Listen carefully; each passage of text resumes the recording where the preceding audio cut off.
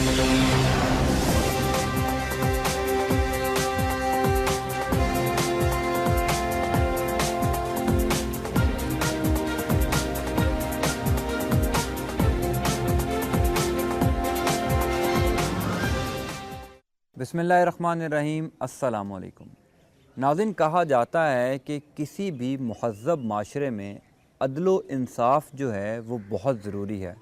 अदलो इंसाफ़ के बग़ैर कोई भी मुहज़्ज़ब माशरा जो है वो उसका हुस्न और उसकी असास उसके बग़ैर नामुकम्मल है। हमारे दीन इस्लाम को ये ख़ुसूसी इम्तियाज़ हासिल है कि हमारे दीन ने जो अपनी अव्वलीन तालीमात हमें दी उनमें अदलो इंसाफ़ सबसे पहले रखा। इसकी मिसाल हमें अमीरुल मोमिनीन हज़रत अली इब्ने अबी तालिब के वो 4 साला दौरे खिलाफत से नज़र आता है जिसमें हर शख्स को इंसाफ़ फ़राहम हुआ। हर शख्स को इंसाफ़ फ़राहम करना तो इदारों का, हुकूमतों का, रियासतों का काम है, लेकिन बर वक्त इंसाफ़ फ़राहम करना भी इन्हीं इदारों, रियासतों और हुकूमतों का काम है। हम देखते हैं कि वो मुआशरा पूरी दुनिया में कभी भी तरक्की नहीं कर सकता जहाँ पर अदलो इंसाफ़ का निज़ाम ख़त्म हो जाए। वो मुआशरे दुनिया भर में तरक्की करते हैं जहाँ पर अदल हो, जहाँ पर वहाँ के लोगों के लिए इंसाफ़ बाआसानी फ़राहम किया जा सके। हमारे गुज़िश्ता कई रोज़ से हमने कुछ ख़बरें अपने टीवी स्क्रीन्स पर देखी जिनमें कई सालों बाद लोगों को इंसाफ़ मिला। इस्लामाबाद के एक रिहायशी नाज़रीन जिनको 18 साल बाद उस वक्त रिहाई दी गई जब उनकी जेल के अंदर ही वफ़ात हो चुकी थी। हमारे यहाँ जो अदलो इंसाफ़ का निज़ाम है उसमें कोई शक नहीं, कोई शुबा नहीं कि उसमें अभी तक उतनी तेज़ी नहीं है जो हम पूरी दुनिया में देखते हैं। हम बारहा मीडिया पर भी ये बात करते हैं कि हमारे यहाँ अदलो इंसाफ़ के निज़ाम में या इसकी फ़राहमी में अभी बहुत टाइम बाकी है। हमारे यहाँ अदलो इंसाफ़ का निज़ाम गुज़िश्ता 59 सालों में क्यों ठीक नहीं हो सका, इस पर भी बहुत ज़्यादा डिबेट की जा चुकी है। वो अमीरुल मोमिनीन का दौरे खिलाफत जिसमें तमाम लोगों को बर वक्त इंसाफ़ फ़राहम होता था, वो आज भी पूरी दुनिया में उसको बेहतरीन हुकूमतों में, बेहतरीन दौरे हुकूमतों में गिना जाता है। उसकी वजह सिर्फ़ यही है कि वहाँ पर अदलो इंसाफ़ का निज़ाम तमाम लोगों के लिए यकसा, तमाम लोगों के लिए बराबर और तमाम लोगों के लिए बाआसानी फ़राहम होता था। लेकिन हमारा मुआशरा चूँकि हमारे मुआशरे में अभी तक अदलो इंसाफ़ का जो निज़ाम है वो हम वज़ा नहीं कर सके, जो आसानी से लोगों को फ़राहम हो सके वो हम अदलो इंसाफ़ नहीं दे सके। यही वजह है कि आज हमारा मुआशरा दुनिया के उन मुआशरों से बहुत ज़्यादा पीछे है जहाँ पर अदलो इंसाफ़ का जो निज़ाम है वो बहुत बेहतरीन है। मेरे साथ आज के प्रोग्राम में एक ऐसे शख्स नाज़रीन मौजूद हैं जिन्होंने अपनी तकरीबन आधी ज़िंदगी जेल में गुजार दी। कतई नज़र इससे कि उन पर फ़र्द जुर्म आयद हुई, उनको सज़ा हुई, उन्होंने वो जुर्म किया या नहीं किया, लेकिन उन्होंने अपनी आधी ज़िंदगी जेल के अंदर गुजारी। 1998 में उनको हुक्म दिया गया कि उनको सज़ाए मौत दी जाएगी। उसके बाद 2002 में 1998 के बाद उन्होंने उस अपील के ख़िलाफ़ रहम की अपील की। 2016 में नाज़रीन यानी 18 साल बाद उस शख्स को इंसाफ़ मिला। अब जिस मुआशरे में इंसाफ़ की फ़राहमी इतनी ताख़ीर का शिकार होगी कि जहाँ एक शख्स की आधी ज़िंदगी सिर्फ़ इंसाफ का इंतज़ार में गुज़र जाएगी, वो मुआशरा भला कैसे तरक्की करेगा, वो मुआशरा कैसे आगे बढ़ सकेगा। उस मुआशरे के लोगों को अपने इंसाफ के जो फ़राहमी के इदारे हैं उन पर कैसे यकीन आएगा। हम लोग अपने इदारों पर कैसे यकीन करेंगे जब एक शख्स को 1998 में सज़ाए मौत का हुक्म होता है और उसके बाद वो अपील दर्ज करता है और 18 साल बाद उसकी अपील सुनी जाती है, उसको इंसाफ मिलता है। ये एक शख्स की कहानी नहीं है, उसके साथ जुड़े हुए पूरे ख़ानदान की कहानी है।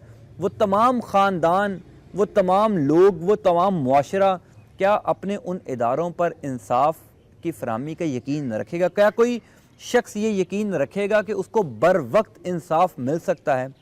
मेरे साथ नाज़रीन आज जो शख्स मौजूद हैं उनका नाम है मज़हर फ़ारूक साहब। मज़हर फ़ारूक साहब की कहानी क्या है, क्यों उनको सज़ा हुई, किन मुकदमात में वो उनका नाम आया, और अब जब उनको इंसाफ मिल गया है तो उनकी बकाया जो ज़िंदगी है वो कैसे गुजरेगी, जी हम मज़हर साहब से ही जानेंगे। मज़हर फ़ारूक साहब बहुत शुक्रिया, आपने हमें वक्त दिया। जी अस्सलाम वालेकुम।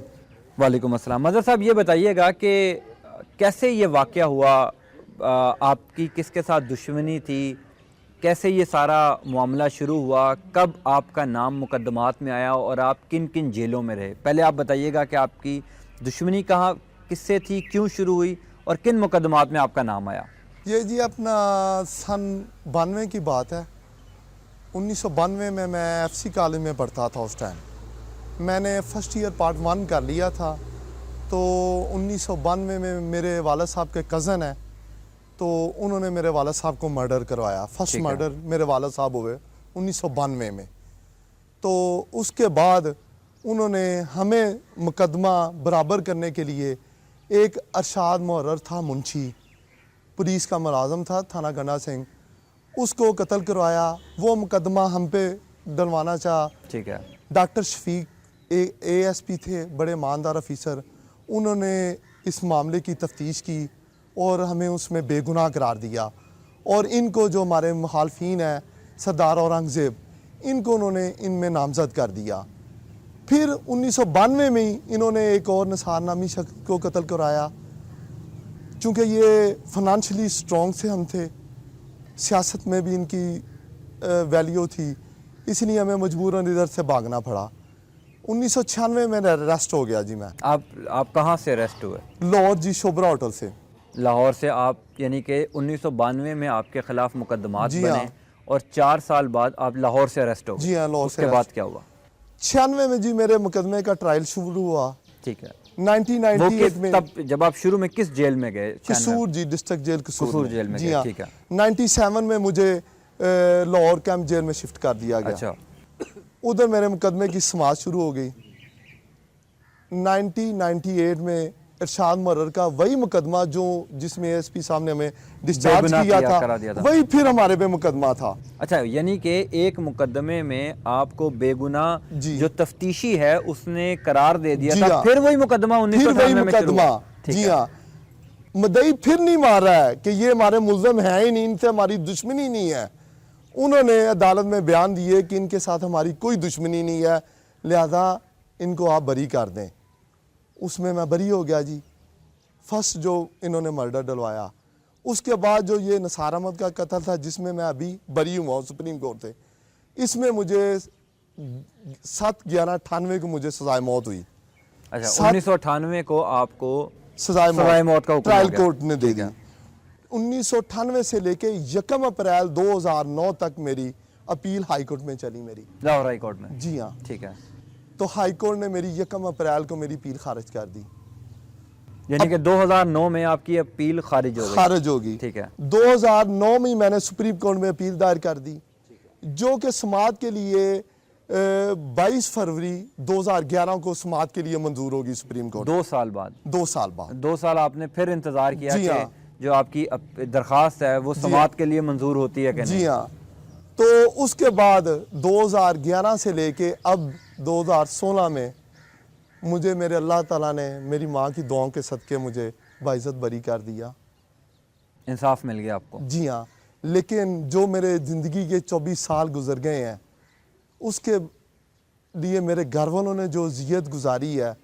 2002 में मेरे भाई, छोटा है मेरा भाई आतिफ फारूक। आपके ज़रा कोई फैमिली का बताइएगा, कितने भाई हैं आपके? हम 3 भाई हैं जी। 3 भाई हैं? जी हाँ। ठीक है। आप सबसे बड़े हैं? जी, मेरे से बड़ा मेरा भाई अजहर फारूक है। अच्छा, आपसे बड़े एक भाई हैं, एक छोटे हैं? मैं छोटा हूँ जी, मजहर। मेरे से छोटी मेरी बहन है जी। ठीक है। उससे छोटा मेरा भाई है आतिफ फारूक।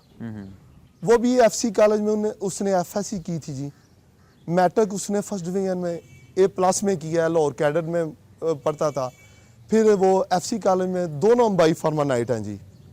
तो 2002 में जब ये सरदार औरंगज़ेब का मुकदमा, जिनके साथ हमारी दुश्मनी थी, जिन्होंने हम पे मुकदमे डाले, वो मैं 25 साल सजा हो गया उसमें। तो वो ज़हनी तौर पे डिस्टर्ब हो गया। फिर उसका फाउंटेन हाउस में इलाज शुरू हो गया। अच्छा, 2002 में आपके भाई की जी बात हाँ, बता रहे बिल्कुल पागल हो गया जी वो। हैं। डिप्रेशन में कि जी आप बाइपोलर डिप्रेशन एक मर्ज है, इंसान के आपके दिमाग के केमिकल बढ़ जाएं या कम हो जाएं तो इंसान बिल्कुल मतलब पागल हो जाता है। तो माँ की सूरत हाल ये थी कि 8 महीने बाद मुझे मिलने आई तो उसने बोला कि मज़र मैं आपको भूल गई थी कि तू सजाए मौत भी है। घर में ये क़यामत थी। 2002 से लेके अभी तक उसका इलाज हो रहा है। पहले हारून ऋषि साहब थे फाउंटेन हाउस के जो सरबराह थे, उनसे इलाज होता रहा, फिर वो उनकी फवात हो गई। अभी डॉक्टर मोहसन साहब हैं, उनसे महीने बाद वो कंटिन्यू जाता है, दवाई लेता है और खाता है। कई ऐसी दवाइयाँ थी जो हमें इंग्लैंड से मंगवानी पड़ी। आप अंदाज़ा नहीं कर सकते कि कई ऐसे टाइम आए हैं कि घर में फाके भी हुए हैं और जितनी ज़मीन थी हमारी सब बिक गई है। कुछ ज़मीन हमारी ऐसी है जो कि नजायज़ तौर पे काबजीन है हमारे मुखालफिन उस पर। आप देखें कि 1992 में इन्होंने हमें इश्तिहारी करार दे दिया पुलिस वालों ने। जब आप एक बंदे को इश्तिहारी करार देते हैं, सेशन कोर्ट देता है, तो वो रकबे पे 87-88 की एक कार्रवाई होती है, 86-87 या 88 होती है कि ये भाग के सरकार जब्त किया जाता है ये रकबा। उन्होंने ये झूठे मतलब तरीके से इंतकाल करवा के ये रकबा अपने नाम मुंतकल किया। अच्छा, जी हाँ। तो मज़र साहब ये बताएं कि ज़ाहिर है कि आप तो अफेक्ट हुए हैं, आपके पीछे घर वाले भी जी हुए हाँ, हैं। हाँ जी। आपने खुद कहा कि आपके भाई हैं वो जी इतना हाँ। डिप्रेशन में गए कि उनका फाउंटेन हाउस से इलाज होता रहा। जी हाँ। बाकी जो आपकी ज़िंदगी के 24 साल ज़ाया हो गए हैं वो तो वापस नहीं आ सकते। जी हाँ। वो जो दिन गुजारे आपने, अगर आप वो उसके बारे में हमें कुछ बता सकें। उम्मीद थी कि अब आप बाहर आ सकते हैं, जी इंसाफ हाँ। आपको मिल सकता। मुझे बिल्कुल अल्लाह के घर पे उम्मीद थी, इंशाल्लाह मैं पूरी उम्मीद था। नमाज मैं बाकायदगी से पढ़ता हूँ। मेरी माँ मेरी हिम्मत बनाती रही है, हमेशा मैं अपनी माँ की बनाता रहा हूँ। इसी तरह ही मेरे 24 साल गुजरे हैं और आपके सामने है कि अल्लाह ने मुझे बरी किया है। लेकिन ये जो जेल है इसने बहुत ज़्यादा डिस्टर्ब किया। जो जेल का अमला है ना, इंतहाई करप्ट। आप ये अंदाज़ा लगा लें कि हफ्ते वाले दिन मेरी रोबकार सुप्रीम कोर्ट पाकिस्तान से इधर से डिस्ट्रिक्ट एंड सेशन जज ने मेरी करके भेज दी है। उन्होंने मुझे एक बेबुनियाद मोबाइल फ़ोन का अंदर, ताहिर मजीद डिप्टी सुपरडेंट है जी इधर डिस्ट्रिक्ट जेल कसूर में, और अशफाक अहमद असिस्टेंट सुपरडेंट है, मेरा इंचार्ज है वो। अंदर मोबाइल का उन्होंने एक मेरे पे पर्चा दिया हुआ था मोबाइल फ़ोन का। निगरानी मैं उनमें हूँ, कोई चोरी का तो नहीं है, उनकी निगरानी है, वो उधर के अफसर हैं, जेल में हैं, मोबाइल का पर्चा दिया है। कभी आप मुझे बता दें कि मोबाइल का कोई कानून है कि अंदर कोई FIR काटी हो। ये उन्होंने FIR मेरी सार से ये डिप्टी सुपरडेंट और शफाक ने उतार दी। मेरा सारा रिकॉर्ड घर वालों ने मांगा है। जब बंदा 24 साल बाद बरी होता है तो इन्होंने सेकंड केस की सारी तफसीलात देनी होती है कि ये आपकी है। वो एक ऐसा माइनर सा केस था कि मुझे शेर ने, जब जेल में सेशन जज साहब विजिट के लिए जाते हैं ना जी, तो वो कहते हैं जी इनको छोड़ दो, ख़त्म करो। उसके लिए जो मैंने 24 साल गुजारे वो तो एक तरह, ये जो 3 दिन गुजारे हैं ना, ये जो जिये से गुजारे हैं ना, ये मुझे पता है। और उन्होंने ये ताहिर मजीद ने मामू को, मेरे को कहा, मोहम्मद ज़ुबैर को, कि 50,000 दोगे तो हम देंगे। जब वो उधर पहुंच गए तो मैं ये आप सब मीडिया वालों का शुक्रगुजार हूँ कि जिन्होंने फिर हाईलाइट किया कि रिहाई के लिए सब दोस्त गए हुए थे। तो उधर रिहाई जब मेरी रुकी है तो मामू ने बताया कि जी ये इन्होंने एक केस है, अभी हमें ये इन्होंने थमा दिया जी, ये इसकी आप चल कर देखिए। बिल्कुल ठीक है। आप ये बताइएगा कि आप किन किन जेलों में रहे हैं? मतलब आप शुरू में कैंप जेल में रहे? जी कैंप। उसके बाद मुख्तलिफ जेलों में रहे हैं? जी मुझे जब कैंप से मैं सराय मौत हुआ हूँ तो उसके बाद मुझे सेंट्रल जेल कोर्ट लखपत में शिफ्ट कर दिया गया। ठीक है। चूँकि उस टाइम मेरे पास ज़मीन थी तो मैंने ग्रेजुएशन भी अंदर कर ली, तो मैंने BA क्लास अप्लाई की। अच्छा, अंदर ही पढ़ते भी रहे आप? जी हाँ। अच्छा। मैंने टोटली मतलब FA BA Fazal, Islamabad open university का फ़र्स्ट कोर्स है लिसानुल अरबी वो, और तर्जुमा कुरान, तलीमुल कुरान के कोर्स वो किए। और मेरी कंटिन्यू 2000 से लेके 2016 तक मेरी B क्लास रही है, बेटर क्लास का कहती रहा हूँ। लेकिन ये जेल वालों का मसला ये है कि इनको पैसा चाहिए, बस ज़्यादा ज़्यादा आप कौन सी जेल में रहे हैं? कोट लखपत ज़्यादा में? मेरा अरसा कोट लखपत जेल में गुजरा कोट है। लखपत में रहे। जी हाँ, 13 साल मैं कोट लखपत में रहा हूँ। कोट लखपत 2011 में, जनवरी 2011 में मुझे मुल्तान जेल शिफ्ट करवा दिया जिन्होंने। अच्छा, जी हाँ, उधर कितना अरसा रहे फिर आप? 1 साल जी। उस टाइम भी जी मेरे भाई को अटैक हुआ, बड़ा सख्त, बहुत ज़्यादा सख्त इसको अटैक हुआ। इसको फिर फाउंटेन हाउस में दाखिल करवाना पड़ा। रिकॉर्ड पे है सारी चीज़ें, उसकी पूरी फाइल है मेरे पास है, अगर आप कहें तो आपको दे सकते हैं। अब फाउंटेन हाउस में 2 माह रही है और मेरी माँ ने जिस वज़ियत में गुजारे हैं ना, मैं आपको बता नहीं सकता हूँ। जिस दिन उन्होंने डिस्चार्ज करना था उन्होंने 30,000 रुपया मांगा। वो मुझे पता है कि मेरा एक दोस्त है, उसने अरेंज करके दिया है कि ये ने डिस्चार्ज उसे करवाने के लिए उधर पैसे नहीं थे। ज़ाहिर है फ़ारूक साहब, मदर साहब कि ये बड़ा एक अफसोसनाक अमल है हमारे यहाँ, जो इंसाफ की फराहमी जिसमें ताख़ीर होती है। ज़ाहिर है आपने जो 24 साल ज़ाया किए हैं, जो आपके 24 साल आपकी ज़िंदगी से कम हुए हैं, उसका वो वापस तो नहीं आ सकते, लेकिन वो जो याद है वो आपको हमेशा रहेगी। मुझे यहाँ पर एक ब्रेक लेनी है नाज़रीन। ब्रेक के बाद जब वापस आएंगे तो मज़र फ़ारूक से और गुफ्तगू करेंगे।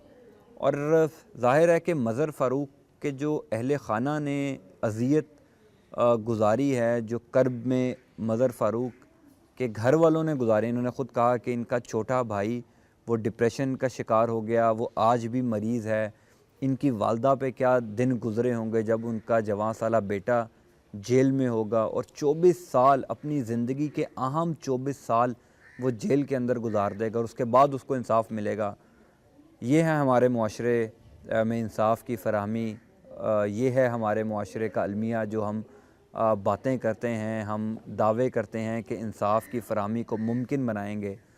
ये है उसकी ज़िंदा मिसाल हमारे सामने मज़र फ़ारूक। मुझे नाज़रीन यहाँ पर एक ब्रेक लेनी है। ब्रेक के बाद कोशिश करेंगे कि मज़र फ़ारूक की वालदा, उनसे भी थोड़ी सी बातचीत करें कि ज़ाहिर है उन्होंने जो अज़ियत जिस कर्ब में ये 24 साल गुजारे हैं उनकी क्या फ़ीलिंग्स हैं। ब्रेक के बाद आपको बात खुश आमदीद। मज़र फ़ारूक वो शख्स जिसने 24 साल जेल में गुजारे, 2016 में अब उसको इंसाफ मिला। मज़र फ़ारूक साहब हमारे साथ मौजूद हैं, उनकी वालदा वो भी हमारे साथ मौजूद हैं। जैसे मैंने ब्रेक से पहले नाज़रीन बताया कि ज़ाहिर है कि जब इस घर का बड़ा भाई जेल में था तो जो बाकी अहले ख़ाना पर जो दिन गुज़रे, जो अज़ियतनाक 24 साल उन्होंने गुजारे, वो उन्हीं की ज़ुबानी हम आपको बता सकते हैं। उनकी वालदा हमारे साथ मौजूद हैं, कोशिश करेंगे कि उनसे थोड़ी सी बातचीत कर सकें। जी अस्सलाम वालेकुम आंटी जी। वालेकुम सलाम। माँ जी, ज़ाहिर है कि आपके बेटे ने 24 साल जेल के अंदर गुजार दिए। 24 साल यानी कि उसने अपनी आधी ज़िंदगी जेल में गुजार आधी दी। जिंदगी जेल में गुजार दी उसने सारी, अभी तक भी नहीं बर्दाश्त होता। पहले मियाँ को कत्ल किया, फिर जायज़ केस डलवा के फिर उसको फंसा दिया गया जेल में, फिर जमीन साहब मिला ही नहीं कहीं से भी। रो रो के मारा ये हाल है, अभी तक भी नहीं यकीन आ रहा भी क्या हो गया। जो 24 साल माँ जी इन्होंने जेल में गुजार दिए, आपके लिए तो एक एक लम्हा, एक एक लम्हा दिन बहुत मुश्किल रहा है, बहुत मुश्किल। सारी ज़मीनें बिक गई, जायदादें बिक गई। हमारी थोड़ी जायदादें तो नहीं थी, बहुत ज़्यादा थी। सब कुछ बिक गया, सिर्फ ये घर बचा है हमारे लिए जो हम रह रहे हैं। आपको यकीन था कि अब आपके बेटे बाहर आ जाएंगे? जी हाँ, यकीन, अल्लाह पे यकीन था कि बेटे को अल्लाह रिहाई देगा।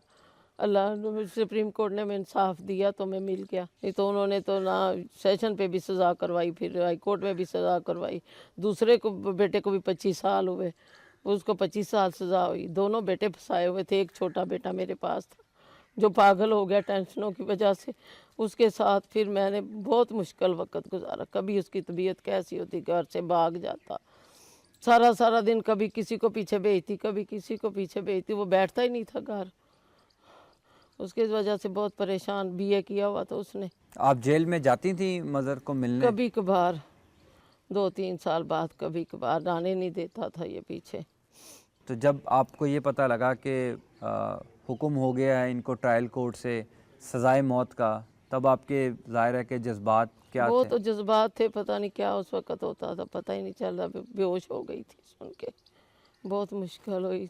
मज़र साहब वालदा आती थी मिलने जेल में आपको? हाँ, जी, असल में जेल का निज़ाम बहुत गंदा है जी। उधर आना है, माँ के लिए अजियत बहुत होती है, तलाशी, इधर बैठाओ इधर बैठाओ। घंटा घंटा इधर बिठाना है, 2 घंटे उधर बिठाना है, अंदर 1 घंटा पूरा मुलाकात करनी, बाहर से जाना है तो 3 घंटे बाहर वेट करना पड़ना आपको। तो मैं समझता था कि माँ को तकलीफ़ क्यों दूँ, बहुत ज़्यादा कभी फोर्स करती थी। तो साथ मामू है मेरे, उन्होंने, मेरे ननियाल ने बहुत साथ दिया, मेरे दोस्तों ने, मतलब कभी कोई दोस्त साथ लिया था माँ को साल बाद या ज़्यादा, मैं 2 साल बाद, आप रिकॉर्ड चेक कर लें। साल बाद तो उसने जहर भिजवा दी अंदर। हाँ, मुझे तो वो जहर भी भी जहर मतलब दिया भिजवा गया, दी, वो उसमें भी पता बचा चल गया। गया। उस वक्त मेरे अब्बू भी जिंदा थे, वो बहुत करते थे मेरे लिए, वो जिंदा होते फिर भी भाई भी काबू आ गए, सारे ये भी काबू आ गए। एक भाई था जो बड़ा था, एक मेरा बेटा, बस 2 ही मेरे पास। 1998 में मैं जब भाई सजा हुआ ना, जो सजाए मौत हुआ है, तो इसने सरदार फैसल ने मेरा एक ताया है सुल्तान अहमद, ठीक चौथे के 5वें दिन इसने उसकी दोनों आंखें निकाल दी, दोनों आंखें ज़ाया कर दी। अभी उसने 2 महीने बाद इसने उसे, वो उसके बकौल है, वो कहता जी मेरा एक बेटा है, इन्होंने मुझे धमकियां लगाई हैं कि तेरा एक बेटा भी मार देंगे वरना ससुरा कर लें। मेरी एक बहन है, माँ है, ताए के पैरों में जाके बैठी है कि ताया अगर सुलह करी तो सारी कर ली, चलो हमारा भी वालद मर गया है तो चलो ये सिलसिला ख़त्म हो जाएगा। लेकिन उसने हमारी सुलह नहीं की, अभी वो उनके साथ अटैच है, अभी आप बोलते भी नहीं हम उनसे, ना वो मेरी रिहाई पे आए हैं मेरे पास। आप उनसे जाके पूछें कि आपने सुलह की है 2 महीने बाद क्यों कर ली है, जब आपकी दोनों आंखें ज़ाया कर दी उसने। उसका दहशतगर्दी कोर्ट में ट्रायल शुरू हुआ, वो उसका तो मतलब कैरियर था, उसने कहा कि मेरी जितनी मर्जी जायदाद ले लो, मेरे साथ सुलह करो। वो इस पे भी बजीद था, मेरी सुलह करने के लिए भी राजी था। लेकिन मेरे तायों को पता नहीं उन्होंने क्या किया, उसको सुल्तान को नहीं उसने की। आप अगर चाहें तो उसका इंटरव्यू मैं कहूँगा कि ज़रूर लें, उससे व्यू पूछें। मैं बिल्कुल उसके साथ मेरा कोई तल्लक नहीं है, क्योंकि वो मेरे दुश्मनों के साथ हैं वो। बिल्कुल सही है, लेकिन ये तो आपकी खैर ख़ानदानी आपकी लड़ाई जी है, हाँ। जिसकी वजह से आपने भी 24 साल जेल में गुजार हाँ जी। दी, आपका भाई लेकिन जो है उनकी वो- जुल्म की दास्तान मैं आपको बिल्कुल बता रहा हूँ ज़ाहिर ना है, जी। ये- उन्होंने आंखें निकाली हैं, दोनों आंखें हैं उसकी, ज़ाया अंध है, उसकी 2 महीने बाद सुलह हो गई है। डॉक्टर आरिफ मुश्ताक के SSP थे, बड़े ईमानदार, उन्होंने इसको बिल्कुल कोई पॉलिटिकली प्रेशर के बगैर इसको चलान किया। उसने फैसल को, उसने बोला मैंने तुझे नहीं छोड़ना है। जब इसने उसे माफ़ किया तो डॉक्टर आरिफ मुश्ताक ने कहा कि तुम जैसे लोग हैं ना जो इनको बहादुर करते हो। तो मदर साहब, जब तारीखें होती थी तो कौन आता था घर से? ज़ाहिर है कि वालदा आ नहीं सकती थी, भाई मेरा अल्लाह ही, मेरी जो सुप्रीम कोर्ट मैंने अपील की है वो मैंने लवारसी की है, अंदर से की है मैंने अपील, जिसे आप लवारसी कहते हैं। मेरे पास इतनी सोर्सेज इनकम ही नहीं थी, मेरे पास है ही कुछ नहीं था। फिर इतने मेरे एक साल ताया होने जी, बाद उन्होंने सब कुछ कहा बीत जी गया। वकील कर ले, उन्होंने बाद में मेरा वकील 2012 या 2013 में हमने वकील एडजस्ट किया है इस केस में। मेरी जो मतलब लीव टू अपील थी ना, जो मैंने अपील की थी, वो मैंने जेल के अंदर से की थी, लवारसी अपील जिसको आप कहते हैं, वो गवर्नमेंट आपको वकील देती है, उसी पे मेरी वो अपील एक्सेप्ट हुई थी। तो मैं मुल्तान था नहीं, तो घर से कोई आता नहीं था आपके पास जब तारीखें होती थी कोर्ट में? या मतलब ये माँ ही थी जी, वो भाई आता था छोटा आतिफ, वो देखें वो जो उसकी दवाई है ना जी, वो जो जिस मर्ज का शिकार है, वो शाम को जब दवाई खाता है ना, उससे सुबह 12-1 बजे से पहले वो उठ नहीं सकता। मेडिकल ये हर चीज़ हमारे पास है। आपकी उम्र क्या थी जब आपको पहली दफ़ा जब जेल हुई आपको? मेरी उस टाइम जी 20 साल उम्र थी मेरी। 20 साल उम्र थी। जी हाँ। तो आपने शादी भी नहीं की? ज़ाहिर नहीं है। जी, मैं अपना कोई शादी नहीं किया। अंदर ही 24 साल ज़ाहिर है कि जेल में रहे, फिर जब शादी ये भी नहीं। पकड़ा जी हाँ। गया था ना, तो तब इसने कहा 4-5 साल के बाद बहन की शादी कर दें। ज़मीनें हम बेच रहे थे, उसकी शादी हमने कर दी अपने मामू के बेटे के साथ। वो बैठे हैं, उन्होंने हमारा साथ दिया है। उनको फिर मैंने अपनी बेटी का रिश्ता दे दिया, तो मैंने शादी कर दी भी कि माँ इसकी शादी कर दो, ये कहाँ आपके साथ रहेगी, कि अकेले घर में होते हो। तो उसकी हमने शादी कर दी थी 5 साल बाद ही। लेकिन माँ जी, दुख तो होगा कि दुख अपना तो बहुत बेटा, था, कुछ उसकी भी भी नहीं शादी किया नहीं हमने। हो शादी सकी, कैसे की, निकाह पढ़ा के तो दे दिया, कुछ भी नहीं किया था हमने। और मज़र की भी शादी नहीं हो सके। मजर बड़े भाई ने भी उधर खुद ही कर ली, उसने खुद ही कर ली, वही बाहर था, तो इसकी नहीं हुई। जेल में कैसे शादी करते इसकी? 20 साल की उम्र में तो पकड़ा गया, तो अब 44 साल इसकी उम्र हो गई है, तो शादी कैसे करते? अब आया, अब करेंगे। मदर साहब, जैसे माँ जी ने बताया कि जितनी ज़मीनें थी वो बिक गई, टोटल 24 साल ज़ाहिर है कि आप अदालतों में जाते रहे, आपके अहले खाना वकीलों को पैसे कचहरी देते थे, जाते हाँ। रहे, वकीलों को पैसे लगाते रहे, टोटल कितना पैसा आपने इस केस में लगा दिया? आप अंदाज़ा नहीं कर सकते कि जो हमारा अभी 1 एकड़ ज़मीन है जी, वो 1 करोड़ रुपए का 1 एकड़ है। 33 एकड़ ज़मीन हमने बेची है। 33 तब एकड़ 1 लाख जी हाँ, 1 लाख का एकड़ बेचा था। 2 लाख का उस टाइम, 3 लाख का या लाख का। अभी उसकी प्रॉपर्टी सेल वैल्यू 1 करोड़ से ज़्यादा है 1 एकड़ की। वो सारी ज़मीन आपने इस सब केस बेच- के लिए बेच दी? जी हाँ। अब कह रहे हैं अब सिर्फ घर देखिए अभी बचा। वकील भी किए हैं, सब कुछ किया है। 3 केस थे, 3 केसों में लहदा हाई कोर्ट भी, सुप्रीम कोर्ट भी। फिर मेरे से ज़्यादा मेरे भाई का खर्चा हुआ है। बीमारी बीमारी पे पे। ज्यादा, बीमारी पे ज्यादा हुआ है, बीमारी पे उसके अब आपके भाई आ गए हैं या वो अभी भी वहाँ पे नहीं, घर वो घर में होता है जी। मैंने आपको बोला, मतलब वो दवाई पे है ना जी, दवाई खा रहा है। 3000 की महीने की अभी भी उसकी दवाई चलती है। 3000। वो डॉक्टर बहुत अच्छा है, डॉक्टर मोहसिन साहब, वो उसको बीच में 15 दिन की दवाई फ्री भी देते हैं, फीस भी नहीं हमसे लेते वो। ज़ाहिर है माजी आपने 24 साल बड़ी अजियत में बड़ी गुजारे हैं। जियत में गुजारे हैं। हुकूमत से कोई अपील है आपकी कि ज़ाहिर है कि अब आपका बेटा बाहर आ गया, अभी भी उसकी जान को ख़तरा है, तहफ़्फ़ुज़ दे हुकूमत, जो हुकूमत का फ़र्ज़ है हाँ कि हर जी, शहरी अपील को है। तहफ़्फ़ुज़ देना। हाँ, शहरी को तहफ़्फ़ुज़ है शहीद। हम किसे तहफ़्फ़ुज़ मांगे, उन्हीं से मांगना है। बिल्कुल सही है। तो मदर साहब, अब 24 साल ज़ाया हो गए, अब आप चाहते हैं कि ये जो ख़ानदानी लड़ाई थी इसको ख़त्म किया जाए? जी जी बिल्कुल, हम तो अमन चाहते हैं। यकीन करें, अब लड़ाई दरवाजे कौन खोल के चाहता है? बैठा हुआ हूँ, देख लें। बिल्कुल नीयत साफ की थी। मेरी माँ ने कहा था अपना बिल्कुल ज़हन साफ कर लो। बिल्कुल मैंने माफ़ किया अपनी ज़िंदगी के जो भी 24 साल गुजर गया, अब भी भूल गया हूँ। और मेरी खादमे आला से अपील है कि उन्होंने तो पहले भी आईजी साहब को भी कहा हुआ कि ये ख़ानदानी दुश्मनी आप ख़त्म करवाओ। तो मेरी उनसे भी अपील है, हम दोनों भाई ग्रेजुएट हैं, हमारा उनसे अपील है कि वो हमारे लिए इंशाल्लाह ज़रूर करेंगे। आगे भी कर रहे हैं, कईयों के लिए उन्होंने किया है। जेलों के निज़ाम इन्होंने तो बहुत अच्छे किए हैं, लेकिन जो खाना भी बहुत अच्छा है, लेकिन आगे जो जेल का अमला है नीचे, हर चीज़ खा जाता है जी खुद ही। अगर तफसील में वो जाऊं तो बड़ी लंबी बात हो जाएगी। बिल्कुल ऐसे ही है। हाँ ज़ाहिर जी। है जेलों का निज़ाम हर भी चीज़ हम के लिए देखा पैसा करते हैं। देना पड़ता है, हर चीज़ के लिए।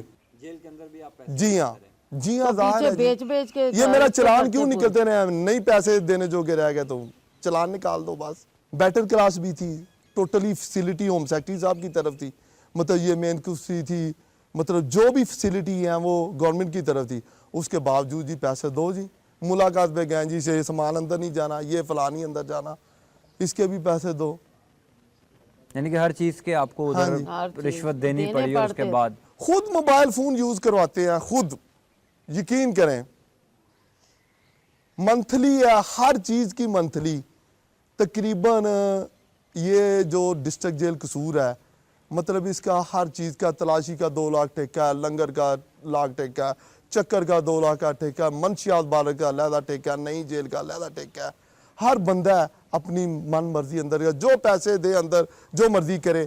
ये इधर के डीपीओ साहब ने, ये एक रियाज था कुम्हार, इधर के डकैत बड़े थे वो, ये अपने डीपीओ साहब ने, जनाब ये रिजवी साहब ने उनको अंदर थे, तो वो अंदर जेल के सबसे बड़े चौधरी थे वो। अच्छा यकीन माने मैं इतनी देर बाद आया हूँ, कसम नहीं खाता हूँ, आपको हल्फन कहता हूँ कि ये मेरी माँ मेरे साथ बैठी है, वो शरेआम यूज़ करता था फ़ोन। और जेल का सबसे बड़ा चौधरी रियाज कुम्हार था। उसकी जब रिहाई होने लगी थी ना जी, तो बाय पुलिस उसे आई थी कि ये मतलब क्रिमिनल आदमी, उसके भाई भी सारे डकैत है, पहले भी एक पुलिस मुकाबले में मरा है। तो ये ताहिर मजीद जो डिप्टी सुपरडेंट है, इसने 1 लाख रुपये उससे रिश्वत ली और उसे रिहा करके अपने घर कोठी में रखा और मतलब उसे चोरी से गायब किया, रिहा हो गया। 1 महीने बाद जनाब उन्होंने फिर बाहर निकल के वारदातें शुरू की। ज़ाहिर है जहाँ DPO पर साहब ने वो- हमारा हाँ जी। इंसाफ का निज़ाम इतना कमज़ोर है, तो वहाँ पर जेलों का निज़ाम भी हाँ जी। उससे ज़्यादा कमज़ोर है, चूँकि हर शख्स को इस बात का यकीन है कि इंसाफ की फरहमी हमारे मुआशरे में इतनी आसानी से नहीं मिलती। नाज़रीन, यहाँ पर एक ब्रेक लेंगे, ब्रेक के बाद जब वापस आएंगे, ये हमने कुछ पीछे की बातें कर दी हैं, अब हम बात करेंगे मज़र फ़ारूक से कि जब इनको रिहाई मिली, जब इनको रिहाई की ख़बर मिली, तब इनकी फ़ीलिंग्स कैसी थी। ज़ाहिर है कि एक शख्स ने 24 साल एक जेल में गुजार दिए, 24 साल बाद जब उसको ये ख़बर सुनाई गई कि अब तुम अपने घर जा सकते हो, अब तुम आज़ाद हो, तो उसके क्या जज्बात हैं ये ब्रेक। हमारे माशरे में जो ख़ानदानी दुश्मनियाँ हैं, इनका जो रिवाज है वो भी बहुत पुराना है। हम कई सालों से, कई बरसों से देख रहे हैं कि ख़ानदानी दुश्मनियों के नाम पर ख़ानदान के ख़ानदान तबाह हो जाते हैं, एक दूसरे को मार दिया जाता है, एक दूसरे के ख़िलाफ़ मुकदमात बनाए जाते हैं, कई नस्लें इसमें तबाह हो जाती हैं। और यही मिसाल जो है वो हमें ज़िला कसूर के एक ख़ानदान की नज़र आ रही है कि जिसमें मज़हर फ़ारूक 24 साल जेल में रहा, 24 साल बाद उसको रिहाई मिली, इनके वालिद साहब को कत्ल कर दिया गया। ये सिर्फ ज़िला कसूर की बात नहीं है, कई ऐसे ख़ानदान हैं जो ख़ानदानी दुश्मनियों की भींट चढ़े हैं, जो ख़ानदानी दुश्मनियों के नज़र हुए हैं, जायदाद के तनाज़े हों या कुछ और तनाज़ात हों।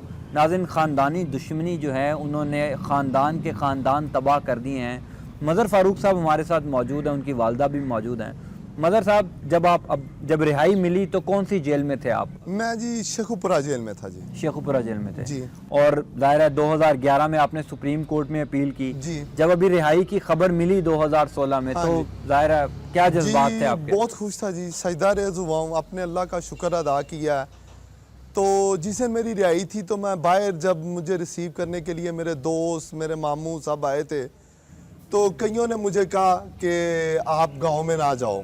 तो मैंने उन्हें कहा तो मैंने तो इंशाल्लाह ताला अपनी माँ के पाँव को जाके हाथ लगाना और सीधा घर जाऊंगा। अगर मुखालफिन मुझे मार के खुश हैं तो मैं इसके लिए हाज़िर हूँ। मज़हर साहब, अभी जब आपको रिहाई का हुक्मनामा मिला तो आप कौन सी जेल में थे? मैं डिस्ट्रिक्ट जेल शेखुपुरा में। शेखुपुरा में थे और 2011 में आपने सुप्रीम कोर्ट में अपील की, 5 साल बाद आपको रिहाई जी। मिली, तो क्या जज्बात थे आपके उस वक्त? मैं जी अल्लाह का शुक्र अदा करने के लिए सजदा रेज़ हुआ और बहुत खुशी हुई, इंतहा की खुशी थी।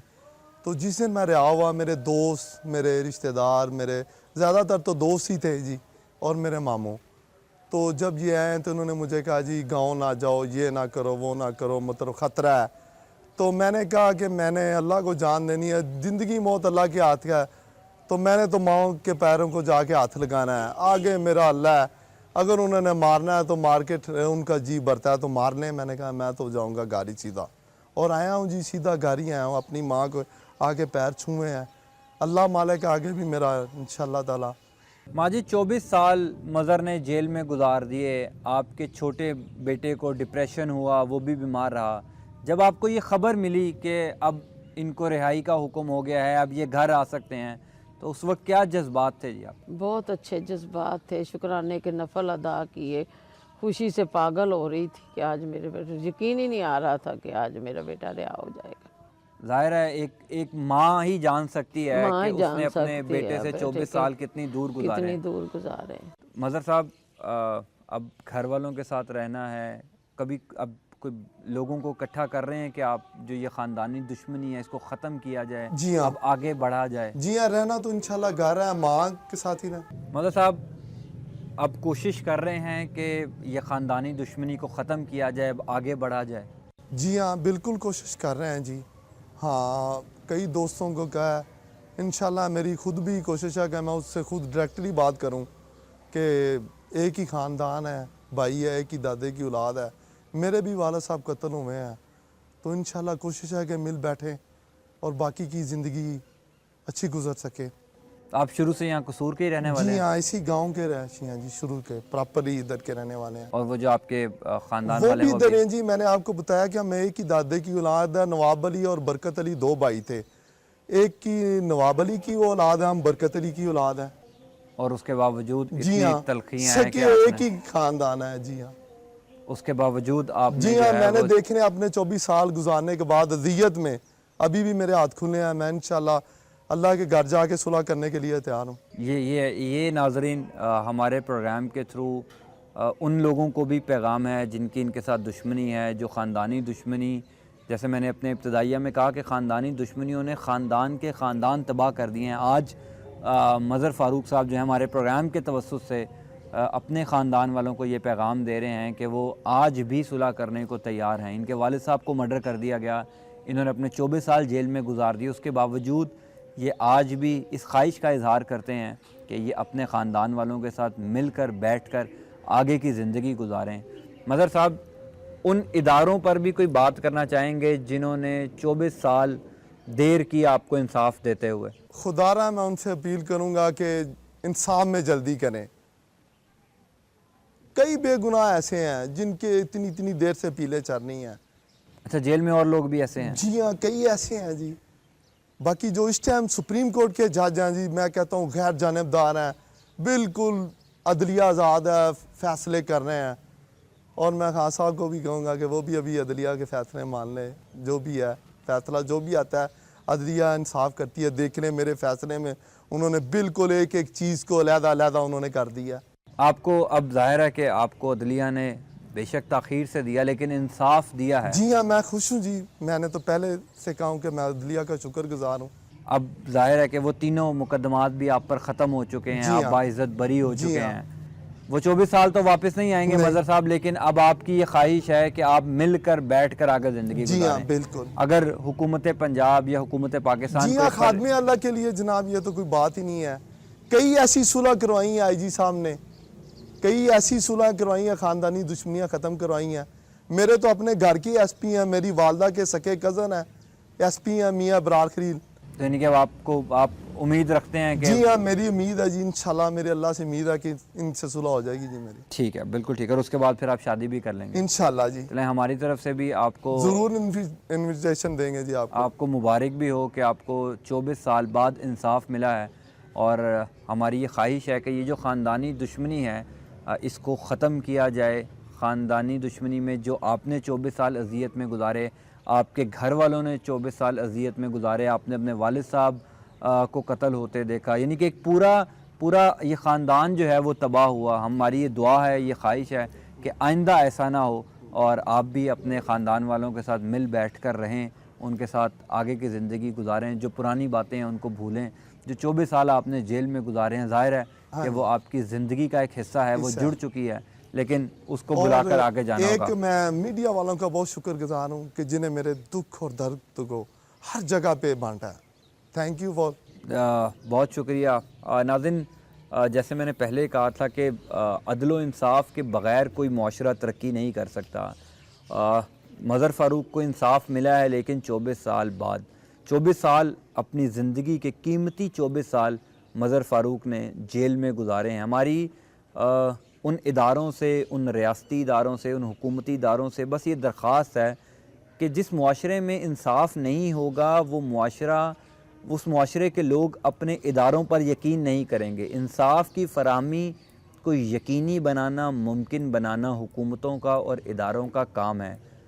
खुदारा इंसाफ की फ़राहमी बर वक्त और जल्दी और बाआसानी लोगों तक पहुँचाएँ। और उन मुक़्तदर हलकों से हमारी ये दरख्वास्त है कि जो ख़ानदानी दुश्मनियों के नाम पर कई ख़ानदान तबाह हो गए हैं, हुकूमतें या जो वो लोग जो बाइख्तियार हैं, जो ये करवा सकते हैं, वो इन ख़ानदानी दुश्मनियों का कोई ऐसा निज़ाम बनाएं कि जो ख़ानदान तबाह होते हैं, हम उनको तबाही के दहाने पर पहुँचने से बचा सकें। ज़ैन अली को इजाज़त दें। अल्लाह हाफ़िज़।